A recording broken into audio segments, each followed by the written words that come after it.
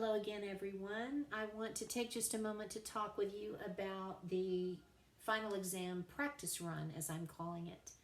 And it will be very important for you to go through this process. You don't have to upload anything, but just go through the process on your own to get a feel for what this final exam is going to be like.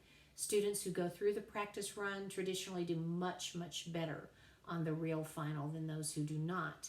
And as I said in my earlier video, the final exam for all 1010 classes is a common one and it's administered cold.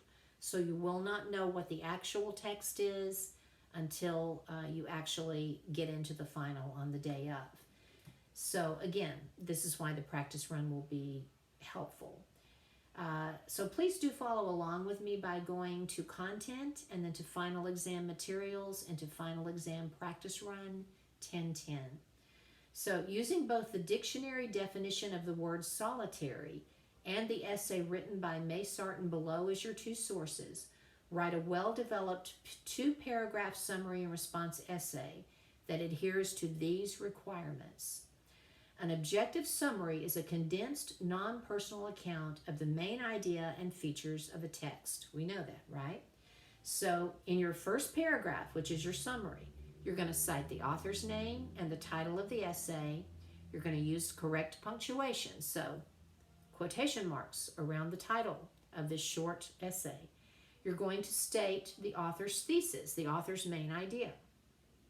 You're going to use at least one direct quote in that first paragraph, that summary part, and you're going to document it correctly in MLA. So at the end of it, in parentheses, you're going to have the author's last name and the page number. You're going to include author tags using appropriate attributions. So by that we mean, according to Sarton, Sarton says blah, blah, blah, right? You're going to stay in literary present tense. So you're not going to say Sarton believed or Sarton stated, but rather believes, states, etc. You're going to maintain an objective tone in this first summary paragraph. You're not going to interpret, you're not going to offer any opinions really there. The response part, the second paragraph, is where you are going to offer your opinions. It is subjective. And so you're going to offer your personal ideas there. It may consist of either your agreement or disagreement to what the essay says. It may consist of your textual analysis of how it's written. So is it well written? What kind of language is the author using? What techniques does he or she use? Or it may just be your own personal reflection to how you felt about the essay. So in that one portion, you may use first person I, but do not use it in the first paragraph. You can use any part of the two sources in your two-paragraph essay, but be sure to include a works cited page at the end of it. You can consult the Little Siegel Handbook or the Norton Field Guide if you happen to have that in order to create the required works cited entries for both sources. You need both of them in there. And here's the info you'll need to use to create your works cited entries. So in this sample, the definition of the word solitary comes from the Oxford English Dictionary Online. And you see when it was published and you see the URL there. And then the second source, the text you're actually going to be summarizing and responding to. It's written by May Sarton. It appeared in her book, Journal of a Solitude. You see the publication date, the editor's name, and the name of the publisher, Journey Press, and it was the 3rd edition. And so now you see the two actual sources. The above were the information the informational ideas you needed to create your works cited entries and your in-text citations. Now, here are the actual sources you're using. So, solitary. And you have 3 different definitions of it. And then, source 2. And this is May Sarton's actual text here. This is what you're summarizing and responding to. So let's take a moment to read it. The rewards of living a solitary life. The other day, an acquaintance of mine, a gregarious and charming man, and you may have to look up that word gregarious, but it just means someone who's very outgoing, told me he had found himself unexpectedly alone in New York for an hour or two between appointments. He went to the Whitney, you might have to look that up or look at the footnotes, that's a museum, and spent the empty time looking at things in solitary bliss. For him, it proved to be a shock nearly as great as falling in love to discover that he could enjoy himself so much alone.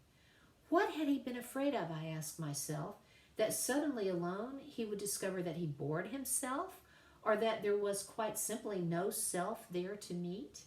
But having taken the plunge, he is now on the brink of adventure.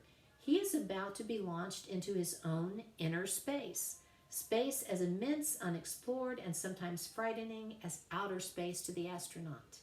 His every perception will come to him with a new freshness, and for a time seem startlingly original. For anyone who can see things for himself with the naked eye becomes, for a moment or two, something of a genius. With another human being present, vision becomes double vision, inevitably. We are busy wondering, what does my companion see or think of this, and what do I think of it? The original impact gets lost or diffused. Music I heard with you was more than music. Exactly. And therefore, music itself can only be heard alone. Solitude is the salt of personhood. It brings out the authentic flavor of every experience. Alone, one is never lonely. The spirit adventures, walking in a quiet garden, in a cool house, abiding single there. Loneliness is most acutely felt with other people, for with others, even with a lover sometimes, we suffer from our differences of taste, temperament, mood. Human intercourse often demands that we soften the edge of perception, or withdraw at the very instant of personal truth, for fear of hurting, or of being inappropriately present, which is to say naked, in a social situation. Alone, we can afford to be wholly whatever we are, and to feel whatever we feel absolutely. That is a great luxury. For me, the most interesting thing about a solitary life, and mine has been that for the last 20 years, is that it becomes increasingly rewarding. When I can wake up and watch the sunrise over the ocean, as I do most days, take a walk with my dog, lie down in the afternoon for a long think, why does one think better in a horizontal position? Read and listen to music, I am flooded with happiness. I am lonely only when I'm overtired, when I have worked too long without a break, when for the time being I feel empty and need filling up. And I am lonely sometimes when I come back home after a lecture trip, when I've seen a lot of people and talked a lot, and am full to the brim with experience that needs to be sorted out. Then, for a little while, the house feels huge and empty, and I wonder where myself is hiding.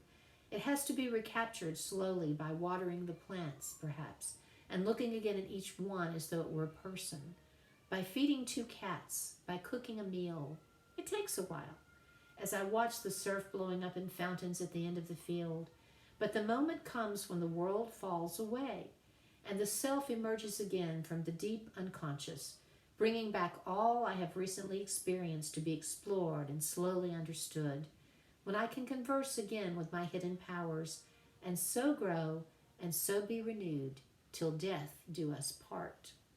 So look at that technique she uses at the very end, that line from the wedding vows, till death do us part, only she's talking about herself, you know. So she kind of makes that commitment to herself. So if you were writing a summary in response to this essay, you first want to ask yourself, what is her thesis? What is her main idea? And I think we could all agree the main idea here is that being alone, living alone, really isn't a negative experience at all. May Sarton finds this to be very rewarding, and the title tells us that, right? The rewards of living a solitary life. And so we might begin this piece by saying, in, quote, The Rewards of Living a Solitary Life, unquote, by May Sarton, the author argues that living alone can be a very fulfilling experience, right? Then we're going to go on in this first paragraph, the summary part, and we're going to talk about at least 2 of her main points. So if we look at it, what other points can we find? Well, she makes the point that sometimes loneliness is felt most acutely of all when we're around other people, oddly enough. I don't know if you've ever been in an experience where maybe you've been in a big crowd of people full of noise, but you felt really alone and sort of isolated. And so she says, even sometimes with a lover, you can suffer from differences of taste, of temperament, of mood, right? And so we often aren't honest with that other person for fear of what that other person might think. So think about maybe when you go out on a first date with someone and you're really wanting to impress that person, and that person comments that he or she just loves this particular activity, and you're actually thinking, I hate that. That is the worst thing ever. I hate that particular sport or that food or whatever it is that that person mentioned. But rather than coming out and being honest and saying, I hate that, you want to impress that person. So you go along and you say, I love basketball too. Or, yeah, buddy, I just, chicken livers is my favorite dish, whatever it might be. So that's one of her main points there, that loneliness is most acutely felt with other people. And you could even quote from her there. And another point that she makes is that for her, the most interesting thing about living alone is that it just becomes more and more rewarding. That she's able to do what she wants to do every day. She can take a long walk. She can watch the sunrise. She can just lie down in the afternoon for a nap. She doesn't have to impress anyone or think about what other people might think of her. So those are two of her main ideas there, and certainly there are more than that. And so those are the things that you would put into your first summary paragraph. You also want to quote that source, solitary. So the meaning of the word solitary from the Oxford. So you might, in one of your sentences in your first paragraph, say, the Oxford Dictionary explains that the word solitary means, quote, existing, living, or going without others, alone, a solitary traveler, unquote. And then in parentheses, you would list that quote. And let's see how it tells us that we're citing it. So Oxford English Dictionary Online, right? In italics, because that's a larger work. That's a book title. And then in your response portion, you could either tell us your feelings about May Sarton's ideas here. Do you think that living a solitary life is a positive experience, or would it be a negative experience? You might get to the end there and think, wow, this poor woman, she talks to her plants and she feeds her cats. That kind of sounds like a sad experience, right? You could also comment on the actual writing itself, some of the techniques that she uses, such as ending with that "till death do us part."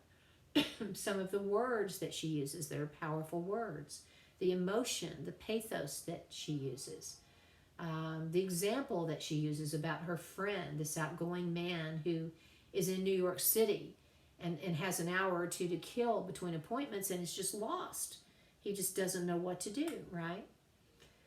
So that's your response part. So do try your hand at this. Actually take some time and try to write your two little paragraphs.